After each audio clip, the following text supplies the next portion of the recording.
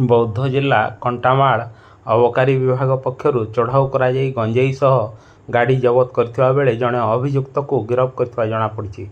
सूचना अनुसार विश्वस्त सूत्ररु खबर पाई कंटामाल अबकारी थाना अधिकारी सूर्यकांत मल्लिकଙ୍କ नेतृत्व में कंटामाल अबकारी और बौद्ध मोबाइल स्क्वाड्र एक टीम घंटापड़ा थाना गदगुवा ग्राम रास्ता कड़े अटकी रही एक गंजेई चोरा चालाण पर प्रस्तुति चलुवा गाड़ीटी को काबू करते।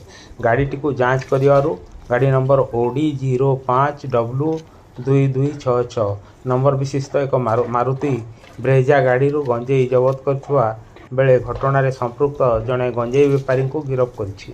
जबत गंजेईर परिमाण 24 केजी होता बेले गिरफ बेपारी जनक हेले घंटापड़ा थाना गदगुवा ग्रामर मदन गुरु बयस 40 बोली विभाग पक्षर जमापड़ी।